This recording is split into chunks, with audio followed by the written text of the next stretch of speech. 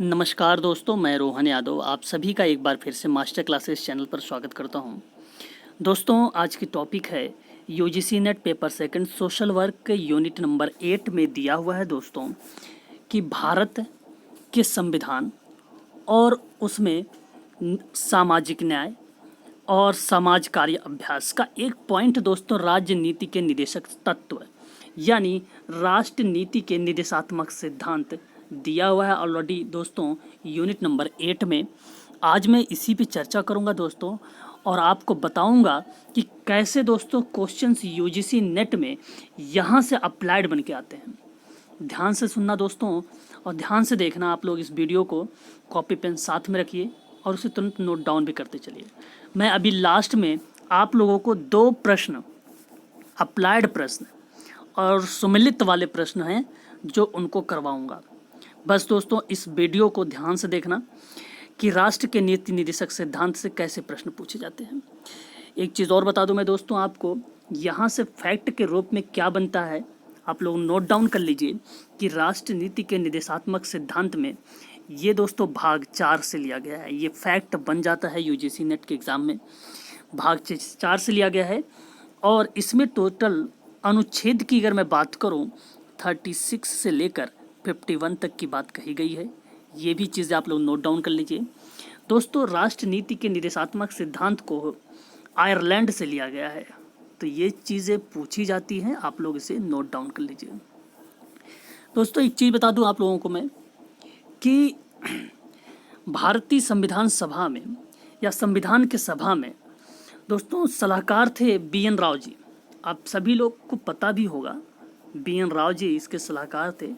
तो इन्होंने सलाह भी दिया था दोस्तों कि मौलिक अधिकार को 2 भागों में डिवाइड किया था।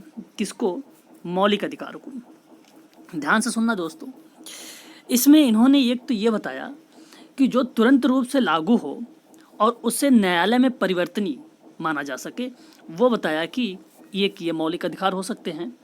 दूसरा इन्होंने ये बताया कि इससे भारतीय संविधान में मौलिक अधिकार वो होना चाहिए, वो होता है कि जो धीरे धीरे राज्य व सरकार द्वारा लागू किया जा सके।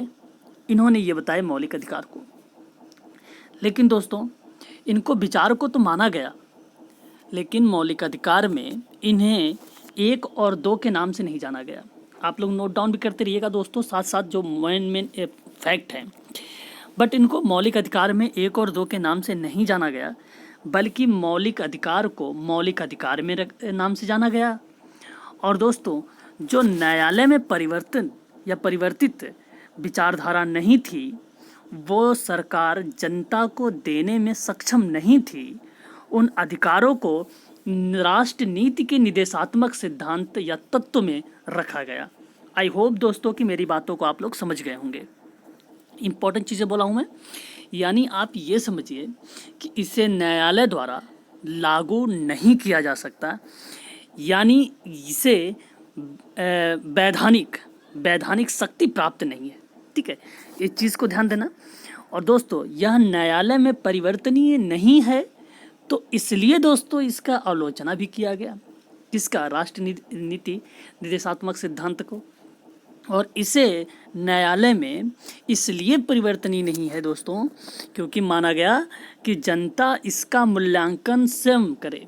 ठीक है, यानी सरकार के जो भी कार्य हैं उन कार्यों को जवाब अपने वोट के माध्यम से देगी। यानी न्यायालय कहती है कि जनता चुने और देखे कि सरकार अपना कार्य किस तरह से कर रही है।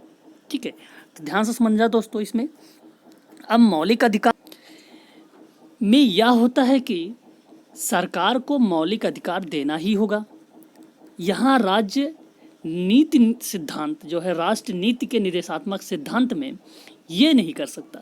ठीक है दोस्तों, अब देखिए हम पढ़ रहे हैं राष्ट्र नीति के निर्देशात्मक सिद्धांत को, तो दोस्तों इसके कुछ उद्देश्य भी होंगे। अब ध्यान देना उद्देश्य से कैसे प्रश्न बनते हैं। पहली चीज़ तो ये दोस्तों, जैसे लोक कल्याणकारी राज्य की स्थापना, नोट डाउन भी करते रहिए दोस्तों आप लोग साथ ही साथ। ठीक है, ताकि याद भी हो जाए आप लोगों को। तो जो इसके उद्देश्य है दोस्तों, पहला है लोक कल्याणकारी राज्य की स्थापना, इसे में आप ये समझ सकते हो कि जो जनता का अधिकतम या अधिक ध्यान दे या ध्यान रखती है, सुख सुविधा प्रदान करती है, उससे ही दोस्तों इसे कहा गया लोक कल्याणकारी राज्य की स्थापना। इस राष्ट्र नीति के निर्देशात्मक सिद्धांत में इसके उद्देश्य को बताया गया, लोक कल्याणकारी राज्य की स्थापना को। दूसरा रहा दोस्तों आर्थिक, दूसरा रहा आपका, लिख लीजिए आप लोग, आर्थिक सामाजिक लोकतंत्र की स्थापना।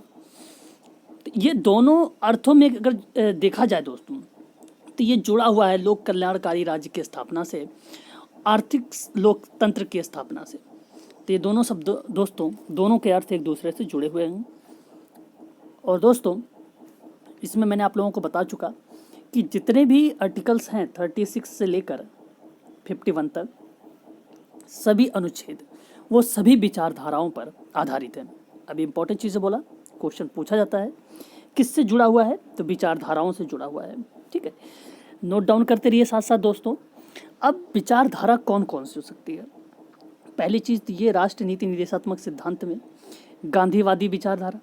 अब गांधीवादी है, समाजवादी है, नोट डाउन करते रहिए दोस्तों, उदारवादी है। देखिए एग्जाम में पूछता है, इसलिए मैं दोस्तों इन सभी चीज़ों को बता रहा हूँ और लिख रहा हूँ। ठीक है, समाजवादी और गांधीवादी और उदारवादी। देखिए वादी का मतलब है दोस्तों विचारधारा से, वादी मीन्स क्या होता है? विचारधारा। अब इसमें ये होता है दोस्तों कि गांधी के विचारधारा से संबंधित गांधीवादी, इसलिए दोस्तों राष्ट्र नीति निर्देशात्मक सिद्धांत को बोला गया। ठीक है, ध्यान से सुनना। नेक्स्ट दोस्तों समाजवादी। अब समाजवादी में दोस्तों समाज से जनता के विचारधारा से संबंधित है, समाज के जनता के विचारधारा समाज से संबंधित है, इसलिए इसे दोस्तों समाजवादी बोला गया। ठीक है, दूसरा दोस्तों उदार से विचारधारा से संबंधित, इसलिए दोस्तों इसे उदारवादी बोला गया, है ना। तो इन चीज़ों को ध्यान से सुनना, क्योंकि प्रश्न दोस्तों वादियों से भी पूछा जाता है कि बताइए गांधीवादी पर है कि नहीं विचारधारा, समाजवादी पर है कि उदारवादी पे, निम्न में से किस वादी पर नहीं। तो इस तरीके से विचारधारा पर नहीं है, तो प्रश्न पूछा जा सकता है यूजीसी नेट के एग्जामों में। ठीक है दोस्तों आप लोग अब ये जानेंगे कि नीति निर्देशात्मक सिद्धांत में आर्टिकल 36 क्या है। आर्टिकल 36 या अनुच्छेद 36 में क्या लिखा गया है, तो आप लोग लिख लीजिए, नोट डाउन कर लीजिए। इसमें दोस्तों राज्य की परिभाषा, यानी राष्ट्र के बारे में कहा जा रहा है और राज्य की परिभाषा के बारे में बताया जा रहा है। तो आई होप दोस्तों बहुत इजी है। जैसे ही स्टार्ट होता है इसमें 36 से लेकर 51 तक चलने के लिए, तो दोस्तों सबसे पहला ही आ जाता है 36। इसमें कहता है कि राज्य की परिभाषा के बारे में बताया जा रहा है। नेक्स्ट आता है दोस्तों 37, और इस अनुच्छेद में ये बताया जा रहा है कि न्यायालय में परिवर्तनीय नहीं है। नेट के एग्ज़ाम में पूछा जाता है कि राष्ट्र नीति निर्देशात्मक सिद्धांत न्यायालय में परिवर्तनीय है, किस अनुच्छेद में इसकी चर्चा की गई है। तो दोस्तों मैं बता दूं आर्टिकल्स 37 में कहा गया है। लिख लीजिए आप लोग कि न्यायालय में परिवर्तनीय नहीं है, ये आर्टिकल 37 में कहा गया है। तो दोनों बहुत इजी हैं। पहले तो दोस्तों मैंने आप लोगों को बता भी चुका हूँ कि राष्ट्र नीति निर्देशात्मक सिद्धांत में ये न्यायालय में परिवर्तनीय नहीं है, और क्यों नहीं है मैं इन सब पे चर्चा कर चुका हूँ। और दोस्तों पूछा जाता है कि 37 अनुच्छेद जो है इसी पर सेम है दोस्तों, कि न्यायालय में परिवर्तनीय नहीं है, और 36 कहता है राज्य की परिभाषा। आई होप दोस्तों कि दो आपको इजीली याद हो गए होंगे। लेकिन अब हम बात करेंगे आर्टिकल्स 38 के बारे में। ये क्या कहता है दोस्तों? ये कहता है कि जनता के कल्याण को बढ़ावा देने के लिए, सामाजिक व्यवस्था को सुरक्षित करने के लिए राष्ट्र को आदर्श व्यादेश देता है, या राष्ट्र से जहाँ तक संभव हो सके प्रभावी रूप से ऐसी सामाजिक व्यवस्था को बनाए रखने का आग्रह करता है जिसमें सामाजिक, आर्थिक, राजनीतिक न्याय की राष्ट्रीय जीवन के सभी संस्थानों को जानकारी हो, और यह राष्ट्र को विशेष रूप से न सिर्फ व्यक्तियों में बल्कि व्यक्तियों के समूहों के बीच में आय असमानताओं को कम करने का प्रयास करने और प्रतिष्ठा, सुविधाओं और अवसरों में असमानताओं को दूर करने के लिए उद्यम करने का आग्रह करता है, जो भिन्न क्षेत्रों में रहते हैं अथवा भिन्न व्यवसाय में सम्मिलित हैं। ओवरऑल मेरा कहने का मतलब है दोस्तों यहाँ पर ये कि आर्टिकल्स 38 के अंतर्गत किस तरीके से क्वेश्चंस बनेंगे। बाय द वे मान लीजिए दोस्तों यही उठा के दे दे यूजीसी नेट में, तो आप क्या करोगे? ठीक है, तो इसलिए आपको मैंने ये चीज़ बताना जरूरी समझा। और इसी के अंतर्गत अनुच्छेद 38 के कि सामाजिक व्यवस्था को लेकर काफ़ी ध्यान दिया जाता है।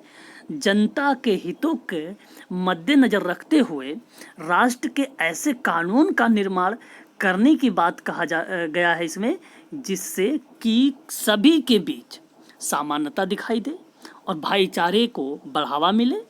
व्यक्ति के सामाजिक, राजनीतिक और आर्थिक सभी पहलुओं पर राष्ट्र को व्यवस्था बनाए रखने का निर्देश भी दिया जाए और व्यक्तियों के बीच में जो कार्य को लेकर आय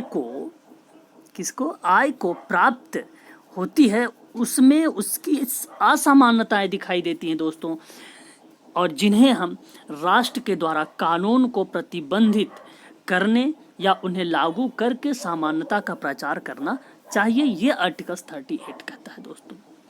यानी आप साधारण शब्दों में भी लिख सकते हो कि सामाजिक न्याय यहाँ पर क्या चीज़ कर रहा है 38, सामाजिक, आर्थिक, राजनीतिक न्याय की स्थापना कर रहा है। बस इतनी बात दोस्तों इतने बड़े पैराग्राफ में समझाया जा रहा है, ठीक है, कि सामाजिक, आर्थिक, राजनीतिक न्याय की स्थापना।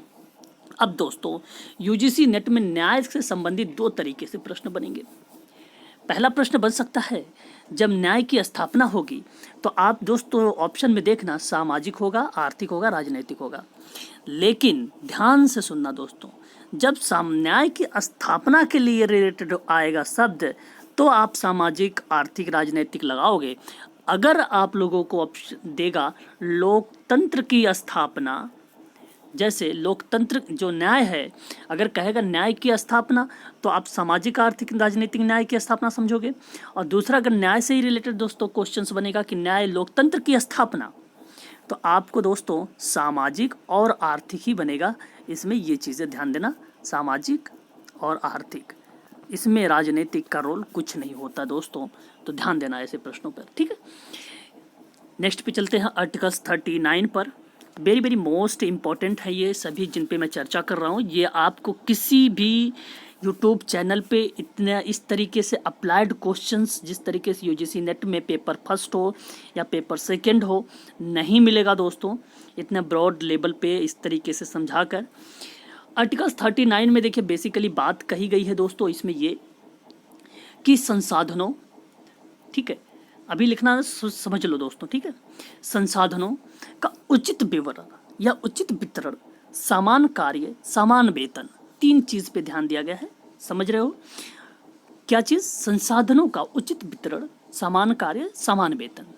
यानी आप ये समझो कि 39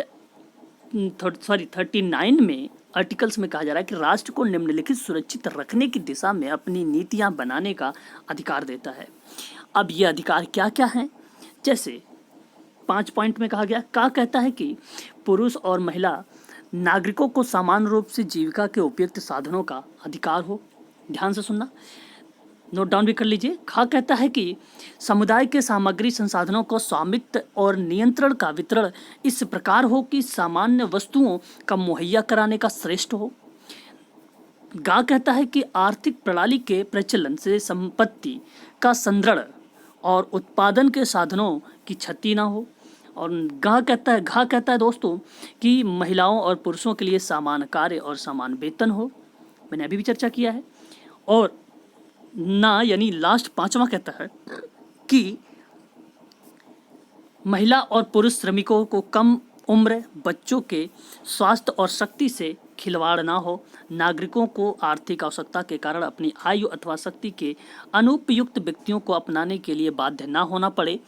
और दोस्तों क्या कहता है कि बच्चों को स्वास्थ्य तरीके से या स्वतंत्र और सम्मानपूर्ण तरीकों से विकसित करने के अवसर को सुविधाएं प्रदान की जाए हो, जिसमें यह पता चले कि बच्चों और युवाओं को नैतिक और सामग्री परित्याग कुपोषण के विरुद्ध सुरक्षा की जाए। तो दोस्तों अब देखिए इसी से रिलेटेड प्रश्न कैसे बनते हैं।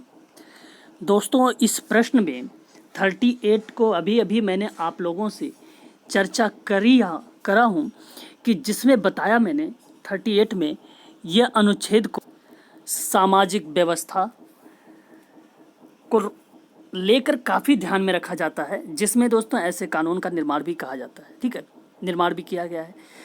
और समानता और इन सभी के बीच में जो भी चीज़ें दिखाई, भाईचारे को बढ़ावा दिले, ये 38 में मैंने अभी भी आप लोगों को बताया है। तो सामाजिक व्यवस्था से लेकर दोस्तों राज्य लोक कल्याण की अभिवृद्धि के लिए ही सामाजिक व्यवस्था को बनाया जाना ही 38 में कहा गया है। मैं बात कर रहा हूँ 39 के बारे में भी।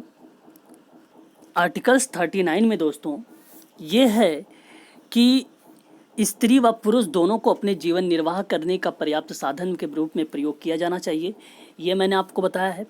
दूसरा आपको बताया दोस्तों कि प्रत्येक वस्तु या संसाधनों का मूल्य समान होना चाहिए, जिसमें प्रत्येक व्यक्ति उसका प्रयोग कर सके।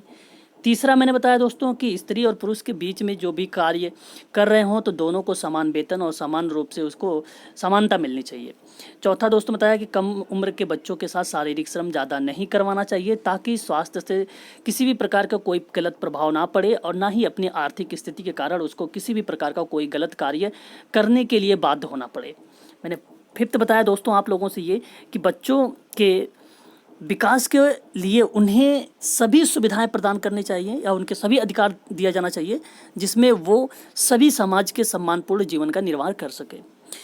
और 39A एक है 39A, यानी आप का कहो या ए कहो, इसमें दोस्तों राष्ट्र के सभी या राष्ट्र के इस प्रकार के कानून या नियम बनाने चाहिए जिसमें नागरिक भी किसी भी प्रकार के न्याय को प्राप्त करने में वंचित ना रहे। अब 39 के मैंने बात किया है तो आप ध्यान से सुनो। मैंने बालकों को स्वतंत्र बनाने के लिए बताया है, अभी मैंने बालकों से ही रिलेटेड बताया है कि उनको स्वतंत्र होना चाहिए भाई, शारीरिक कोई ऐसे काम नहीं करने चाहिए कि जिसमें उनके स्वास्थ्य को खराब पड़े। उनके स्वास्थ्य को लेकर उनको विकास का अवसर देना चाहिए, सुविधाएं दी जानी चाहिए और उसको नैतिक और आर्थिक शोषण की रक्षा की जानी चाहिए। तो 39 का दोस्तों ऑप्शन नंबर जो ये बी है ये सही होगा, ठीक है दोस्तों। ओवरऑल आप नोट डाउन करना चाहते हो तो कर सकते हो आर्टिकल्स 39 के बारे में। इसमें कहा जा रहा है कि समान न्याय और निःशुल्क विविध सहायता समान कार्य के लिए समान वेतन की व्यवस्था से रिलेटेड है।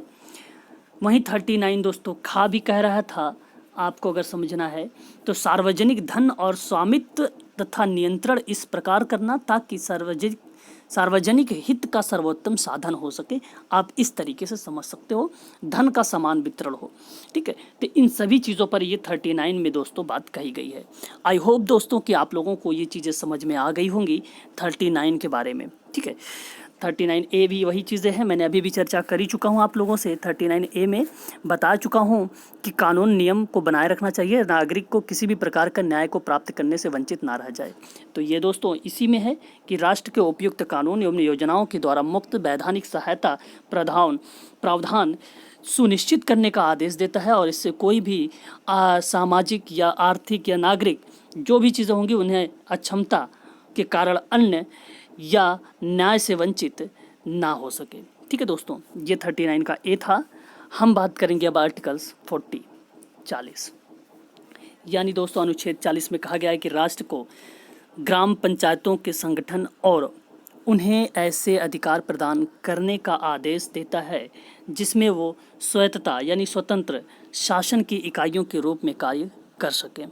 यानी दोस्तों आप 40 में ये समझिए, यह एक सिर्फ अनुच्छेद 40 ग्राम पंचायत को राष्ट्र के द्वारा ऐसे अधिकार प्रदान करने चाहिए जिससे ग्राम पंचायत अपने हिसाब से कार्य करके ग्राम का विकास की ओर ले जाए।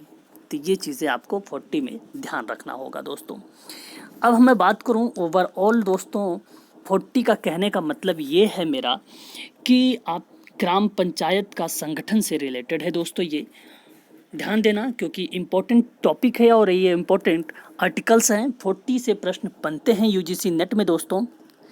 इसमें दोस्तों ये बताया जा रहा है 40 में कि पंचायत यानी ग्राम स्तर पर ये बात कही जा रही है, और ये दोस्तों इम्पोर्टेंट, इसमें एक फैक्ट आता है, 73वें संविधान संशोधन 1993 में ग्राम पंचायतों का अनिवार्य कर दिया गया था।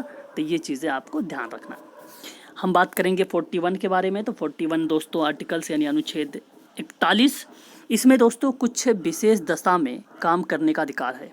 ठीक है, इसमें कहा जा रहा है कि राष्ट्र के उसकी आर्थिक क्षमता एवं सीमाओं में कार्य करने और शिक्षा अधिकार, बेरोजगारी, वृद्धावस्था, बीमारी, अपंगता और अन्य अवांछित मांग मामलों में जन सहायता को सुरक्षित करने के लिए अधिक प्रभावी प्रावधान बनाने का आग्रह करता है। यानी दोस्तों 40 में आप ये समझो कि 41 में आप ये समझो कि दोस्तों राष्ट्र नीति के द्वारा राष्ट्र के सभी के लिए समान शिक्षा का प्रावधान करना चाहिए, ताकि सभी को शिक्षा का सुअवसर प्राप्त हो सके। जैसे बेरोजगारी, अपंगता जैसी बीमारियों से राष्ट्र से निकालना चाहिए। तो दोस्तों इसमें कुछ यही है विशेष दशा जो काम करने का अधिकार देती है। ठीक है दोस्तों, अब जब काम करने का अधिकार देती है तो दोस्तों आर्टिकल्स 42 आ जाता है। यहाँ कहता है कि कार्य का न्याय संगत मानवीय दशा में होना चाहिए। अब आप कार्य करोगे तो कार्य संगत एवं उसको मानवीय दशा में करोगे, यानी राष्ट्र के द्वारा महिलाओं के मातृत्व सहायता व उसकी स्थितियों को सुरक्षित रखने के लिए जो कानून लागू करना चाहिए, ताकि इस संदर्भ में उन्हें उसको पूर्ण अधिकार प्राप्त हो सके। इसीलिए इसे कार्य न्याय संगत एवं मानवीय दशा के रूप में जाना गया। तो यानी दोस्तों आर्टिकल्स 42 ये बताता है कि राष्ट्र के कार्य एवं मातृत्व सहायता के उचित और मानवीय स्थितियों को सुरक्षित करने के लिए प्रावधान बनाने चाहिए। आर्टिकल्स 42 में कहा गया है। अप्लाइड क्वेश्चंस यहीं से बनते हैं दोस्तों। आर्टिकल्स 43 में ये बताया जाता है, जब आप 41 में ये पढ़ा कि एक विशेष दशा में काम करने का अधिकार दे रहा है, 42 में आपने ये पढ़ा कि कार्य संगत मानवीय दशा में दिया जा रहा है। देखिए आप तो एक सही दशा दिए काम करने के लिए, तो जहाँ पे कार्य होगा वहाँ पे न्याय संगत भी होनी चाहिए, मानवीय दशा भी होना चाहिए। तो दोस्तों वो कार्य कैसा होना चाहिए? कार्य 43 में यहाँ पर ये बताया जा रहा है कि निर्वाह मजदूरी, कुटीर उद्योग को बढ़ावा देना चाहिए। यानी आप 42 से ये समझो कि इसके अंतर्गत श्रमिकों को ज़्यादा ध्यान में रखना चाहिए कि आर्थिक उनकी और कृषि और औद्योगिक जीवन भत्ते, उनकी कार्य स्थिति को सुरक्षा प्रदान करने के लिए राष्ट्र में निर्देश दिए जाने और ग्रामीण क्षेत्र में व्यक्तिगत सुविधाओं का भी पूरा ध्यान रखा जाए, ताकि उनके साथ साथ उनमें दोस्तों कुटीर उद्योग की प्रोत्साहित किया जाए और जिससे श्रमिक वर्ग अपना जीवन स्तर को ऊंचा उठा सके। ठीक है दोस्तों, यहाँ पर देखिए अब 43 क्या बोल रहा है दोस्तों कि हमारे श्रमिकों के लिए राष्ट्र की उचित कानून व्यवस्था, आर्थिक संगति व कृषि, औद्योगिक और अन्य प्रकार के जो सभी श्रमिक या उनकी जीविका भत्ते और कार्य स्थिति को सुरक्षित रखने का निर्देश देता है। उसको सम्मानजनक जीवन स्तर पर खाली समय में पूर्ण मनोरंजन, सामाजिक सांस्कृतिक अवसरों का और विशेष रूप से ग्रामीण क्षेत्रों में व्यक्तिगत अथवा सहकारिता के आधार पर कुटीर उद्योगों को प्रोत्साहन सुनिश्चित करना चाहिए। प्रश्न दोस्तों यहाँ से बनते हैं, तो इसलिए इम्पोर्टेंट है ये। और एक चीज़ें और आती हैं 43 का ए। तो 43 का ए में दोस्तों इसमें राष्ट्र के उपयुक्त कानून के द्वारा अन्यथा संगठनों के प्रबंधन व श्रमिकों की भागीदारी को सुनिश्चित करने का आग्रह करता है। यानी आप श्रमिकों को किसी भी प्रकार की संगठन बनाकर उसे अपनी भागीदारी निभाने का पूरा अधिकार है, इस 43 ए में कहा जा रहा है। ठीक है, नेक्स्ट बात करेंगे दोस्तों 44। और देखिए आपको याद करने का ये बहुत ईजी तरीका है और ट्रिक भी है ये दोस्तों देखिए 44 देखो समान है। ठीक है, तो जब समान है तो आप समझना कि समान नागरिक संहिता से है। ठीक है, क्योंकि 44 लग रहा है ना समान है, तो ये समान है, आप समझ जाना कि ये समान नागरिकता संहिता से है। और समान नागरिकता संहिता का मतलब ये दोस्तों, जैसे इसमें क्या होता है भारतीय संविधान में, चाहे विवाह हो, तलाक लेना हो या अपनी संपत्ति को अपने वंशज को देना हो, इन सभी चीज़ों के बारे में जो वर्णन किया गया है आर्टिकल्स 44 में किया गया है नीति निर्देशक सिद्धांतों में। इसमें इसका कहने का मतलब है दोस्तों को नीति निर्देशक सिद्धांत के द्वारा ही राष्ट्र को प्रत्येक नागरिक के लिए हर क्षेत्र के अंतर्गत कार्यों के बारे में बताया जाना अनिवार्य है, और जिससे कि नागरिक किसी भी प्रकार की और किसी भी क्षेत्र में करने के लिए जो पूर्ण रूप से स्वतंत्र हो सके, वो अनुच्छेद दोस्तों 44 के अंतर्गत या 44 के अंतर्गत कहा गया है। ठीक है, तो याद रखना यहाँ पर इस चीज़ को बताया जा रहा है दोस्तों कि राष्ट्र में भारत के संपूर्ण क्षेत्र में नागरिकों के लिए एक समान नागरिक आचार संहिता, मैंने अभी भी बताया, विवाह, तलाक, अपनी संपत्ति को वंशज को देना सुरक्षित करने के उद्यम के बारे में बताया जा रहा है 44 आर्टिकल्स में। ठीक है, अब देखिए दोस्तों 45 है। अब 45 आपको याद भी होना हो चाहिए क्योंकि इम्पोर्टेंट है, ये हर एक एग्जाम में पूछा जाता है 45। देखिए 45 का मतलब है दोस्तों, नीति निर्देशक सिद्धांत में कहा जाता है 45 को कि इसके द्वारा राष्ट्र को जो 14 साल तक की जो प्रत्येक बच्चे के लिए शिक्षा मुक्त होनी चाहिए और उनको पढ़ाना भी अनिवार्य करना चाहिए। तो ये इसी के बारे में चर्चा हो रही है 45 में। या तो 45 में आप ये समझो दोस्तों कि 6 से 14 वर्ष, मैं अभी भी आपको बात कर रहा हूँ ध्यान से सुनना क्योंकि इसमें कुछ बदलाव भी हुए हैं।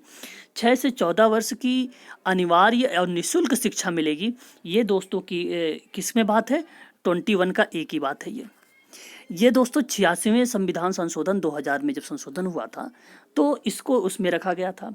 लेकिन अब जो 45 में है वो ये है कि 6 से कम वर्ष आयु वाले बच्चों को, नोट डाउन कर लो, 6 से कम आयु वाले बच्चों को शिक्षा, स्वास्थ्य, पोषण संबंधी व्यवस्था दोस्तों 45 में की गई है। अब ये मत कह देना कि निःशुल्क, अगर ऑप्शन में 21 की भी हो और 45 भी हो, ऑप्शन में दे दें निःशुल्क और अनिवार्य शिक्षा, तो दोस्तों 6 से लेकर 14 तक ये 21 में है और 6 से कम वर्ष के लिए शिक्षा, व्यवस्था और पोषण संबंधी ये 45 में है। तो ये चीज़ें आप ध्यान में रखना दोस्तों। ठीक है, और नेक्स्ट पे चलते हैं 46। हम दोस्तों 46 को बहुत ही आसानी से रिलेट कर सकते हैं और बहुत ही इजी है 46 आर्टिकल्स। यहाँ पर आप ये समझिए इससे कि कमज़ोर वर्ग, यानी अनुच्छेद 46 में 46 में इसमें कमज़ोर वर्ग के साथ साथ अनुसूचित जाति और अनुसूचित जनजाति को आर्थिक रूप से सहायता प्रदान करनी चाहिए। किसी भी प्रकार की होने वाले शोषण या अन्याय को रोकने का भरसक प्रयास करना चाहिए। ये दोस्तों आर्टिकल्स 46 में कहा जा रहा है। यानी आप ये समझो अनुसूचित जाति, जनजाति को शिक्षा, आर्थिक, सामाजिक न्याय, इन सभी चीज़ों को दोस्तों क्या कर रहा है? बात कर रहा है अनुसूचित जाति और जनजाति शिक्षा से रिलेटेड। तो यहाँ अनुसूचित जातियों, अनुसूचित जनजातियों एवं अन्य निर्बल वर्गों को शिक्षा, आर्थिक हितों को प्रोत्साहन के बारे में राष्ट्र को आग्रह करता है कि सामाजिक अन्याय, किसी भी प्रकार का शोषण से उसकी सुरक्षा करे, यानी उससे किया जा सके उसकी रक्षा। नेक्स्ट हम बात करेंगे दोस्तों आर्टिकल्स 47 और 48 और 48 का एक काव्य होता है दोस्तों, मैं बता दूंगा अभी आपको। तो ये तीनों आप आसानी से एक साथ याद कर सकते हैं, इजी है, तरीका है। जैसे देखिए दोस्तों 47 में कहा गया मद्य निषेध, पोषाहार, स्वास्थ्य। इसमें 48 के का में कहा गया दोस्तों कृषि, पशुपालन, दुधारू पशु संवर्धन को यानी बढ़ावा। 48 के का में कहा गया दोस्तों कि पर्यावरण संरक्षक। अब पर्यावरण संरक्षक के बारे में भी मैं चर्चा करता हूँ। तो दोस्तों 47 में आप ध्यान से सुनना, इसमें कहा जा रहा है कि निर्देशात्मक सिद्धांतों के द्वारा राष्ट्र को नागरिक के स्वास्थ्य एवं उसके पोषण और उनके जीवन स्तर को ऊपर उठाने की ध्यान रखना चाहिए। इन चीज़ों के बारे में बात की जा रही है। यानी 47 आर्टिकल्स में बताया जा रहा है कि राष्ट्र को पोषण स्तर पर जीवन स्तर को बढ़ावा देना एवं जन स्वास्थ्य को बेहतर बनाने का निर्देश दिया जा रहा है। तो आप दोस्तों यहाँ पर ये भी चीज़ें कही गई है इसमें, मद्य निषेध और पोषाहार यहाँ पे लिखा हुआ पोषण, तो पोषाहार और स्वास्थ्य से संबंधित भी बातें कही गई है। तो जब दोस्तों मद्य निषेध करेगा, इसमें नहीं लिखा हुआ है लेकिन आप लोग नोट डाउन कर लीजिए, मद्य निषेध भी इसी में चर्चा आती है। अगर दोस्तों मद्य निषेध करेगा, मद्य निषेध मतलब आपको मान लीजिए ये कि अगर किसी चीज़ का, किसी अन्य प्रकार का कोई ड्रिंक नहीं करेगा तो व्यक्ति क्या करेगा? कृषि करेगा। और जब वो, मैंने बताया है आपको, कृषि करेगा और पशुपालन करेगा, इन दोनों में जब वो काम पर जोर देगा तो दोस्तों क्या करेगा, वो पर्यावरण, एक पर्यावरण बनाएगा। तो जो पर्यावरण की बात है दोस्तों, वो 48 के काम में है। ध्यान से सुनते जाना।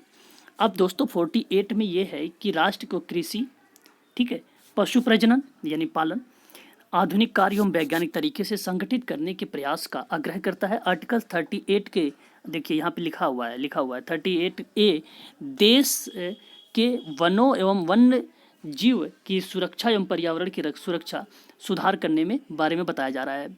यानी कृषि आधुनिक तरीके से करने का प्रयास करेगा ताकि अच्छी कृषि उत्पादित करने में अच्छे आय प्राप्त किया जा सके। श्रमिक व किसान की सुविधा को प्राप्त किया जाना 48 में है। और 48A में दोस्तों है कि राष्ट्र को निर्देशात्मक सिद्धांत में पर्यावरण वनों की सुरक्षा का निर्देश दिया जाता है और इसमें पर्यावरण की सुरक्षा के साथ साथ प्राकृतिक आपदाओं से बचा जा सके, इसके बारे में भी बात की जा रही है 48 में। आई होप दोस्तों कि आप लोगों को 47 और 48 और 48A तीनों याद हो गए होंगे दोस्तों एक साथ। अब हम याद करेंगे दोस्तों यहाँ पर आर्टिकल्स 49 और 51 तीनों एक साथ याद करेंगे, ठीक है। अब ध्यान से सुन लीजिए। 49 में कहा गया राष्ट्र महत्व संस्मारक, ठीक है, यानी स्थान का संरक्षण। आप ये याद रखो 49 में राष्ट्रीय महत्व संस्मारक और स्थान का संरक्षण। और 50 में आप दोस्तों याद रखो कि कार्यपालिका न्यायपालिका यानी 50-50, तो 50-50 न्यायपालिका कार्यपालिका 50-50, समझ गए ना दोस्तों। अच्छा 51 में दोस्तों आप रखो ये याद कि अंतर्राष्ट्रीय शांति सुरक्षा अभिवृद्धि। अब ध्यान से सुनो मेरी बात को दोस्तों। यहाँ 49 में ये बताया जा रहा है कि इसके द्वारा राष्ट्रीय महत्व को बताया गया है और जो हमारे इतिहास के गवाह के रूप में संस्मारक इमारतें वस्तुएं दिखाई देती हैं उसकी सुरक्षा करना अनिवार्य है। और दोस्तों इसको बचाना अति आवश्यक है। इसमें राष्ट्रीय महत्व देखिए लिखा हुआ है, राष्ट्रीय महत्व के संस्मारकों और स्थानों को वस्तुओं को नष्ट होने से बचाने के कर्तव्य के बारे में बताया जा रहा है। 50 कह रहा है दोस्तों कि न्यायपालिका कार्यपालिका से पृथक कर बताता है और आर्टिकल्स 51 को यहाँ पर रखते हैं। इसमें कह रहा है कि 51 में अंतर्राष्ट्रीय व सुरक्षा को प्रोत्साहन देने की आवश्यकता को बताता है। अब दोस्तों 50 में ये बताया कि कार्यपालिका न्यायपालिका को पृथक्करण को बताया गया है जिसके द्वारा इन दोनों को कार्यों को समान रूप से बांटा गया है, यानी 50-50 पृथक्करण समझ लेना। 51 में दोस्तों आपको ये समझना है कि इसमें अंतर्राष्ट्रीय, देखो हमने इतने सारे आर्टिकल्स पढ़े हैं, मैं ट्रिक बता रहा हूँ याद करने का। हमने सारा हमने सारा आर्टिकल 36 से लेकर 50 तक पढ़ा है अभी तक। तो दोस्तों इन सभी आर्टिकल्स को पढ़ने के बाद हमें क्या मिलती है, शांति मिलती है। तो आपको एकदम लास्ट में जो मिलेगा वो शांति ही मिलेगा, बस आप ये समझना कि शांति मिल गई। सुरक्षा एवं प्रोत्साहन की आवश्यकता के बारे में बताया जा रहा है। इसमें दोस्तों निर्देश दिया जा रहा है अंतर्राष्ट्रीय देशों को शांति नष्ट होने से लगे तो इसमें जो बधे हुए जो राष्ट्र हैं दोस्तों उसको अशांति फैलने लगेगी और इस प्रकार के पूरे विश्व में अशांति का वातावरण तैयार हो जाएगा, तो जिससे देश का क्या है विकास रुक जाएगा। इसीलिए दोस्तों इसमें इस प्रकार के जो राष्ट्र हैं उन निर्देशात्मक सिद्धांत को अपनाकर सभी वर्गों को पहलुओं को ध्यान दिया गया और सभी में जो समानता का भाव रखा गया है और सभी को इसी प्रकार की जो सुविधाएं को प्रदान की जाने की बात कही गई है वो दोस्तों 51 आर्टिकल्स में कही गई है। आई होप दोस्तों कि आप लोगों को 49, 50 और 51 तीनों आर्टिकल्स दोस्तों यहाँ पर याद हो गए होंगे। दोस्तों एक बार चलिए रिवीजन कर लेते हैं फटाफट। जैसे अनुच्छेद 36 में परिभाषा डायरेक्ट। दूसरा दोस्तों न्याय की प्रवर्तनी नहीं है, न्यायालय में प्रवर्तनी नहीं है, ये दोनों एक साथ याद कर लेना इजीली है। और 38 और 39 और 39 का एक साथ याद कर लो। सामाजिक आर्थिक और राजनीतिक न्याय की व्यवस्था करना। व्यवस्था मैंने न्याय बताया था दो तरीके से, एक लोकतंत्र की स्थापना के बारे में पूछेगा न्याय तो वहाँ पे सामाजिक और आर्थिक होगा, ठीक है, तो इस तरीके से याद रखना। तो 38 में दोस्तों सामाजिक आर्थिक राजनीतिक न्याय की स्थापना है। जब न्याय की स्थापना है तो दोस्तों संसाधन उचित वितरण होगा। 39 में कहा गया है कि उचित संसाधनों का उचित वितरण एवं समान कार्य समान वेतन होंगे। और जब समान कार्य और समान वेतन हो जाएगा तो आप समझो दोस्तों समान अवसर भी तो मिल जाएगा, तो उस पर ध्यान दिया जाता है। तो समान अवसर के बारे में अगर जब पूछा जाएगा 39 का काम में दोस्तों, समान अवसर के बारे में, उसके न्याय के देने के बारे में बात हो रही है, तो 42वें संविधान संशोधन 1976 में इसे जोड़ा गया था। ठीक है, ये चीज़ें याद होगी 38, 39 का। अब 40 एक साथ याद, इसे ईजिली याद कर सकते हैं। पंचायत है ग्राम स्तर पर, और इसमें एक चीज़ बताया था मैंने 73वें यानी 1993 में ग्राम पंचायतों का अनिवार्य कर दिया गया था 73वें संविधान संशोधन में। तो पंचायत से रिलेटेड है 40। और दोस्तों अब हम बात करेंगे 41, 42, 43 एक साथ पढ़ेंगे और इसको हम रिलेट करेंगे काम से। देखिए दोस्तों, कुछ विशेष दशा में काम करने का अधिकार 41 में मैंने बताया, और 42 में दोस्तों जैसे ही आप काम करोगे कुछ दिशा में अच्छा काम करोगे तो किस पे, न्याय संगत काम करोगे, मानवीय दशा में काम करोगे, ये 42 में। और जब आप अच्छे से काम करोगे किसी मानवीय दशा में, अच्छे न्याय संगत में, तो आपको एक निर्वाह मजदूर मान लिया जाएगा, कुटीर उद्योग में बढ़ावा दे दिया जाएगा आपको। तो सारा वर्क आप अच्छे से करोगे। तो आप याद रखना 41 जो दोस्तों है किसी विशेष दशा में काम करने का अधिकार है, न्याय संगत और मानवीय दशा में 42 में है। 43 में दोस्तों आपका है निर्वाह मजदूर एवं कुटीर उद्योग के में बढ़ावा देना है। अब दोस्तों 44 पढ़ेंगे, ये सिमिलर है, मैंने बताया था समान है, तो समान नागरिक संहिता है, जैसे विवाह और तलाक होना, और मतलब बताया था मैंने कि अपनी संपत्ति को वंशज को देना। तो इन सभी चीज़ों के बारे में, समान नागरिकता के बारे में यहाँ पे चर्चा की जाती है। तो 44 में हो गया। 45 भी बहुत इजी है, आपको बताया है मैंने। 6 से कम, ध्यान रखना 6 से कम वर्ष की स्वास्थ्य से रिलेटेड होगा और पोषण से संबंधित होगा, शिक्षा से रिलेटेड होगा। तो दोस्तों ये ध्यान दिया जाएगा 6 से कम वर्ष के आयु वाले बच्चों को आर्टिकल 41 में ध्यान देना। 21A जो है दोस्तों ये अलग है, यहाँ पे 6 से 14 वर्ष के बच्चों के लिए निःशुल्क अनिवार्य शिक्षा मिली है, क्योंकि 46वें संविधान संशोधन में ही इसको बदल दिया गया था। ये आ गया दोस्तों 21 के A में आ गया। ठीक है, तो याद रखना। और दोस्तों एक चीज़ बता दूं, आर्टिकल्स 46 भी याद कर सकते हो। 46 में अनुसूचित जाति जनजाति है, आप तो सब जानते ही हो, इससे रिलेटेड है। और दोस्तों 47 और 48 का एक साथ पढ़ेंगे। इसमें मद्य निषेध, पोषाहार, स्वास्थ्य से रिलेटेड है। जब मद्य निषेध कर लेगा, मतलब मद्य निषेध मतलब छोड़ देगा, तो उसके बाद कृषि करेगा, पशुपालन करेगा। तो दुधारू पशु का संवर्धन के बारे में चर्चा हो रही है, तो कृषि वगैरह करेगा, पशुपालन करेगा।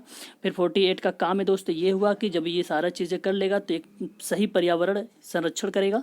ये पर्यावरण संरक्षण के बारे में दोस्तों कब जोड़ा गया था, 42वें संविधान संशोधन 1976 में जोड़ा गया था, ये भी याद रखना। अब दोस्तों हम याद करेंगे 49 और 50 एक साथ, कहाँ यहाँ पर है दोस्तों, एक साथ याद करेंगे 49, 50 और 51। तो दोस्तों 49 में क्या कहा गया है, राष्ट्रीय महत्व को संस्मारक यानी स्थानों का संरक्षण से रिलेटेड है ये 49। 50 यानी कार्यपालिका न्यायपालिका को अलग करेगा या पृथक्करण करेगा।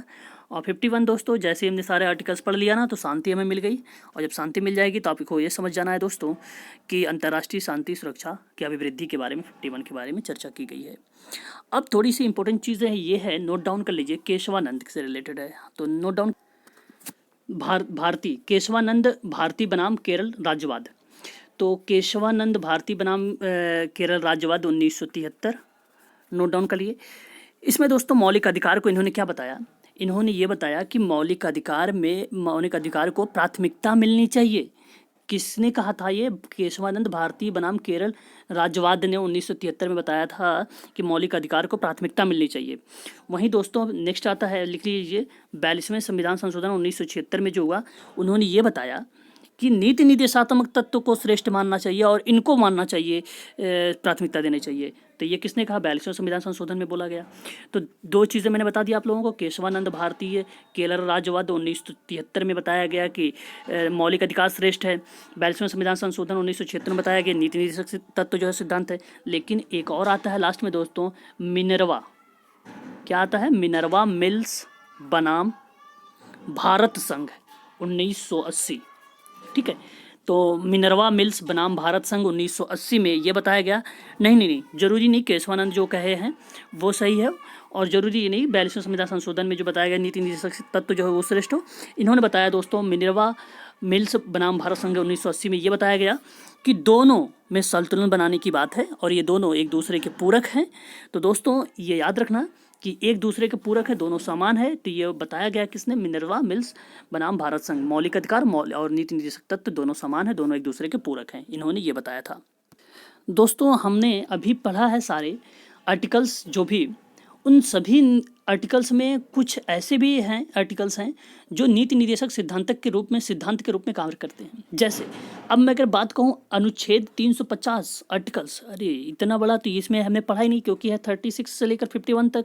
तो ये मत सोचना दोस्तों, कुछ चीज़ें बता रहा हूँ उसे नोट डाउन कर लीजिए। जैसे आर्टिकल्स 350 के का में भी दोस्तों, ये भी ऐसे कुछ ऐसे अनुच्छेद हैं जो कि राज्य में नीति निर्देशक सिद्धांत के रूप में भी कार्य करते हैं। जैसे 350 काम करता है और 351 भी काम करता है, तो दोनों याद कर सकते हो एक साथ में, 50 और 51। कैसे? पहले में 50 का में कहा गया है कि प्राथमिक स्तर पे मातृभाषा में शिक्षा देना चाहिए, और जब मातृभाषा आपको पता है ना शिक्षा देना चाहिए, तो 51 में कह रहा है दोस्तों कि हिंदी का प्रोत्साहन देना चाहिए। तो हमारी मातृभाषा हिंदी है ही है, तो आपको ऐसे याद रख लेना है कि अगर पहले 50 में क्या कह रहा है, 350 में कह रहा है कि मातृभाषा में हमें क्या करना चाहिए, प्राथमिक स्तर पर शिक्षा देनी चाहिए, और 51 में क्या कहा जा रहा है कि हिंदी को प्रोत्साहन में देना चाहिए। तो ये दोनों चीज़ें आपको याद रखना दोस्तों। और मैंने आप लोगों को बता चुका हूँ, देखिए दोनों सिमिलर हैं। किसने कहा? मिनर्वा मिल्स ने कहा है 1980 में। तो नीति निर्देशक सिद्धांत और मौलिक अधिकार को दोनों सिमिलर बताया इन्होंने। तो याद रखना कि जो नीति निर्देशक सिद्धांत है दोस्तों, वो आयरलैंड के संविधान से लिया गया है, और लेकिन मौलिक अधिकार का जो सिद्धांत है दोस्तों, संयुक्त राज्य अमेरिका से लिया गया है। इसमें दोस्तों भाग 4 में मिलता है ये नीति निर्देशक सिद्धांत, लेकिन इसका जो वर्णन मौलिक अधिकार के पढ़ोगे दोस्तों तो भाग 3 में पढ़ोगे मौलिक अधिकार, ठीक है। और इसमें नीति निर्देशक सिद्धांत में दोस्तों, इसे लागू करने के लिए न्यायालय नहीं जाया जाता है। याद रखना, नीति निर्देशक सिद्धांत में इसे लागू करने के लिए न्यायालय नहीं जाया जाता है, लेकिन दोस्तों मौलिक अधिकार को इसे लागू करने के लिए न्यायालय की शरण में जाना पड़ता है हमें, ठीक है, याद रखना।